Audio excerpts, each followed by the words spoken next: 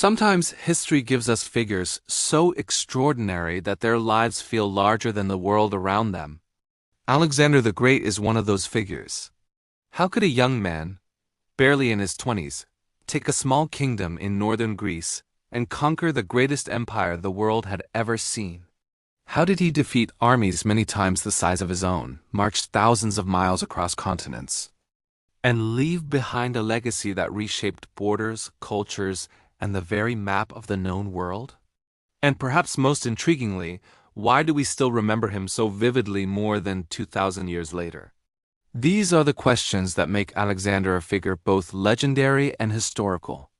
And in this video, I'm going to take you through the entire story, from his upbringing, his early training, the rise of Macedonia under his father, to his conquests across Asia Minor, Persia, and beyond. We'll explore the decisions that made him victorious, the battles that made him famous, the challenges he faced, and the long-lasting impact of his campaigns. So, without any delay, let's start. The story of Alexander begins not with him, but with his father, Philip II of Macedon. For centuries, Macedonia was considered a peripheral, almost barbarian kingdom by the Greeks of the south. The city-states like Athens and Sparta looked down on Macedonia as uncivilized and unremarkable. But Philip changed all of that. Through decades of reforms, Philip built one of the most formidable military machines the ancient world had ever seen.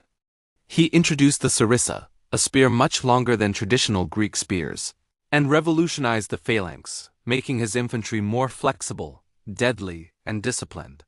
He restructured cavalry, trained professional soldiers, and established a sophisticated political network of alliances, marriages, and coercion that brought most of Greece under Macedonian influence.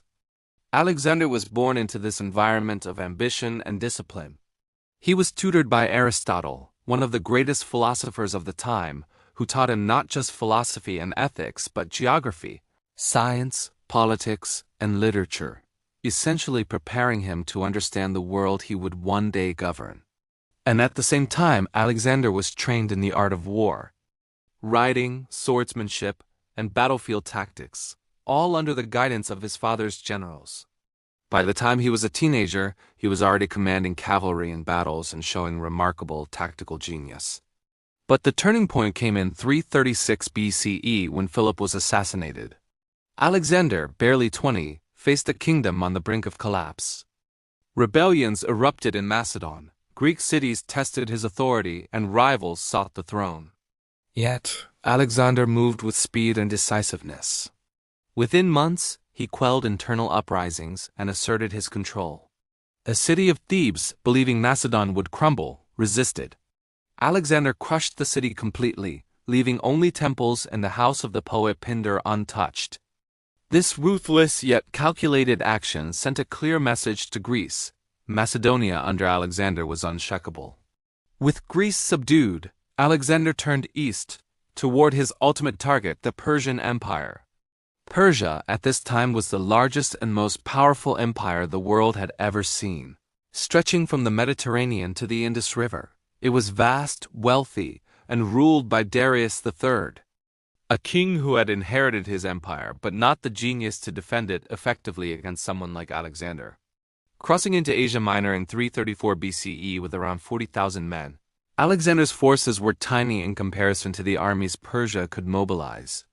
But Alexander understood that size alone did not guarantee victory. Strategy, speed, and morale were often more decisive.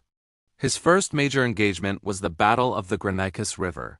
Persian satraps attempted to ambush Alexander along the riverbank, but he reacted with boldness that stunned everyone.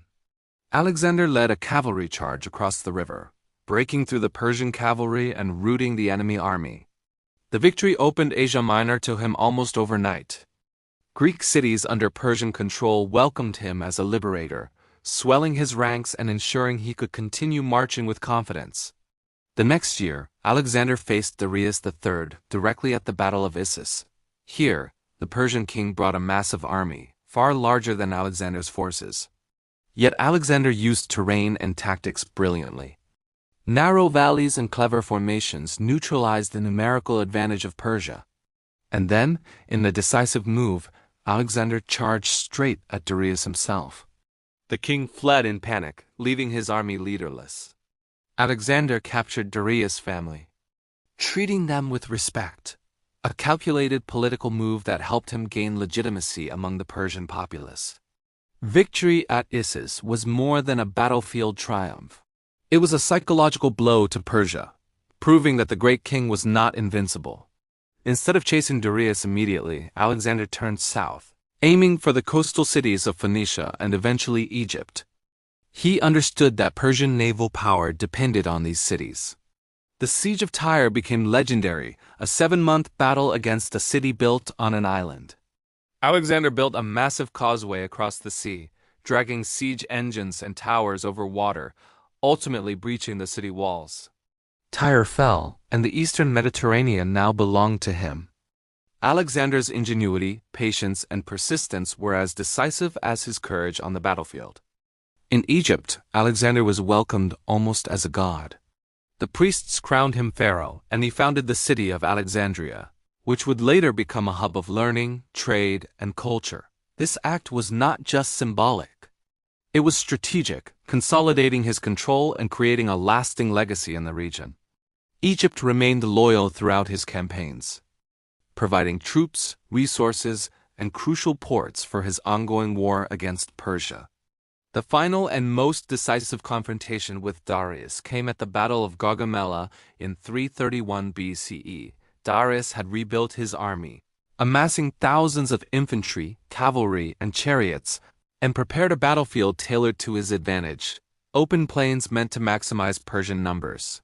But Alexander's genius shone again. He maneuvered to stretch and thin the Persian lines, creating gaps. Then, at the perfect moment, he led a cavalry charge directly at Darius, breaking through the center and throwing the Persian army into chaos. Darius fled once more, and Alexander's forces systematically conquered key cities, including Babylon, Susa, and Persepolis, the ceremonial capital.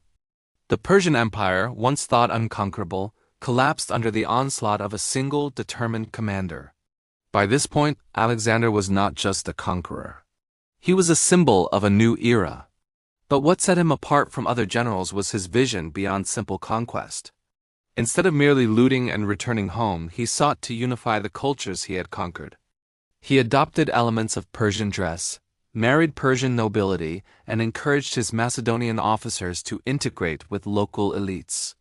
He wanted to create an empire that transcended ethnic and cultural divisions, a vision far ahead of his time, though it created tension with his Macedonian soldiers, who resented what they saw as foreignization of their king. Alexander's ambitions did not stop at Persia. He pushed further east into the rugged terrains of modern Afghanistan, facing guerrilla warfare, logistical nightmares, and fierce local resistance.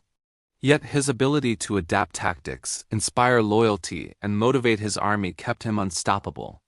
The Macedonians, exhausted yet inspired by their king, followed him into lands where few armies had dared to venture.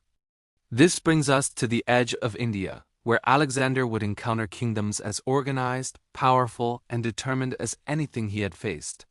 Battles in these regions would test his strategic genius, patience, and leadership to the limit. And it is here that his story reaches some of its most dramatic moments. Battles fought against massive armies. Elephants on the battlefield, treacherous rivers, and political alliances that required both cunning and force. By the time Alexander reached India in 327 BCE, his army had been campaigning for years, marching thousands of miles across deserts, mountains, and rivers. They had faced Persian armies, fortified cities, and hostile territories, but India presented challenges unlike anything before.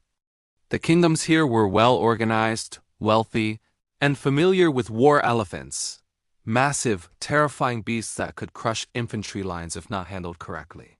Alexander knew that traditional phalanx tactics wouldn't work against these unusual forces. The first major engagement in India was the Battle of the Hydaspes River against King Paris. Paris commanded war elephants and a strong army, and he had prepared the riverbanks carefully to slow Alexander's advance. But Alexander's genius once again turned the odds in his favor. Using careful reconnaissance, he crossed the river at an unexpected location under the cover of night and positioned his forces strategically. When the battle began, his cavalry and phalanx moved in perfect coordination. The elephants caused initial chaos, but Alexander's troops adapted, targeting the sides and rear of the beasts and isolating them from their infantry. The Macedonians' discipline and Alexander's bold leadership turned the tide. When Porus was finally defeated, Alexander treated him with respect, reinstating him as a ruler over his own kingdom. This approach was not just diplomacy. It was a strategic decision to secure loyalty and stability in newly conquered lands. Alexander was not merely a conqueror. He was a visionary trying to fuse cultures and consolidate power across a vast, unfamiliar world. However, even as victories piled up, fatigue and tension grew within the army. Soldiers, many of whom had never ventured beyond Asia Minor, India, or the deserts of Persia, were exhausted and homesick. They had been campaigning for nearly a decade, marching tens of thousands of kilometers, facing unknown terrains and enemies and enduring harsh climates. When Alexander proposed marching further east toward the Ganges River and potentially beyond, his army finally refused. They had reached the limits of human endurance. And even the greatest general in history could not force them to continue. Reluctantly, Alexander agreed to turn back. The return journey was arduous, filled with treacherous mountain passes, monsoon rains, and hostile tribes. Yet even in retreat, Alexander maintained his authority, navigating logistical challenges and maintaining discipline in a tired army. His strategic vision, ability to inspire loyalty, and personal courage continued to be legendary. By the time Alexander returned to Babylon in 323 BCE, his army was weary, but he had accomplished what no one else in history had. He had conquered the Persian Empire, extended his influence into India, and unified a territory stretching from Greece to the Indus River. He had spread Greek culture, language, and ideas across this vast region, creating what historians would later call the Hellenistic world, a fusion of Greek and Eastern civilizations that would shape politics, science, art, and philosophy for centuries. Yet Alexander's story is as much about what happened after his victories as it is about the conquests themselves. In Babylon, he began planning even more ambitious campaigns, possibly toward Arabia or further into Africa. But in 323 BCE, at the age of just 32, he fell ill and died. His sudden death shocked the ancient world and left a power vacuum that his generals, known as the Diotui, would fight over for decades. The empire Alexander had built collapsed almost immediately after his death. His generals divided the territories among themselves, forming kingdoms such as the Seleucid Empire in Persia, the Ptolemaic kingdom in Egypt, and the Antigonid dynasty in Macedon. But despite this political fragmentation, Alexander's cultural and strategic legacy endured. Greek language, architecture, governance, and philosophy spread across the Middle East and Asia, blending with local traditions in ways that created entirely new civilizations.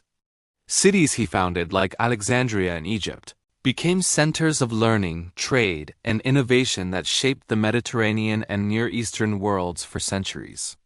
So why was Alexander so successful? There are several key factors. First, his strategic genius.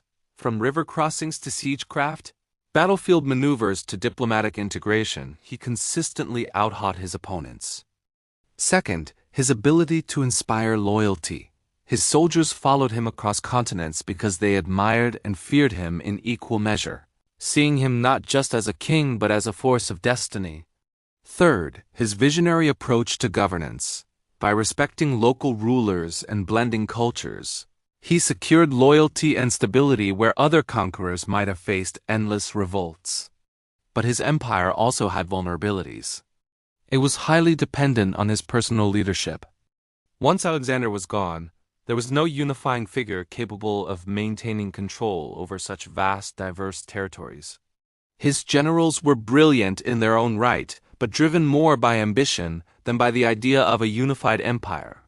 This shows that while one man can change the map, sustaining that change requires more than personal charisma and military genius.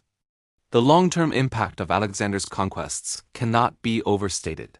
Politically, he redrew borders, replacing centuries-old Persian administration with Hellenistic governance structures. Economically, he connected East and West, creating trade networks stretching from Greece to India. Culturally, he facilitated a fusion of Greek and Eastern ideas, influencing art, science, religion, and philosophy. Philosophers, scientists, and historians in Hellenistic cities would go on to preserve and expand knowledge that eventually influenced Rome and the Western world. Alexander's campaigns also reshaped the mindset of military leadership. Generals centuries later studied his tactics, battles, and campaigns as models of strategy, daring, and innovation. Leaders from Caesar to Napoleon, and even modern military thinkers, have looked to Alexander as the archetype of the brilliant, audacious commander who combines intellect, courage, and psychological insight. Yet Alexander's story also carries lessons about ambition, mortality, and the limits of human power. Despite his extraordinary success, his empire was fragile. One person's vision, no matter how brilliant, cannot sustain itself without institutional stability and political cohesion. His life reminds us that history often turns on individuals, but it is shaped by larger forces, logistics, geography, culture, and the willingness of people to follow. In conclusion, Alexander the Great changed the world map in ways that few individuals in history have. He rose from a small Macedonian kingdom to defeat the Persian Empire, extended his influence into India, and founded a Hellenistic world that blended cultures across 3 continents. He demonstrated how courage, strategy, and vision could overcome overwhelming odds, but also how fragile human achievements can be when built around a single person. His legacy is complex. Cities flourished, cultures merged, ideas spread, yet the political unity he created was short-lived. Alexander's life continues to fascinate us because it represents both the pinnacle of human ambition and the limits of mortality. He achieved more in a single lifetime than most empires achieve in centuries, yet even he could not prevent the eventual fragmentation of his empire. His conquests changed borders, spread ideas, and reshaped the world, leaving a legacy that would influence military strategy, political thought, and cultural development for thousands of years. So now I want to ask you, do you think Alexander's empire could have lasted if he had lived longer, or was it destined to fragment no matter what? Comment your thoughts. I'd love to hear what you think.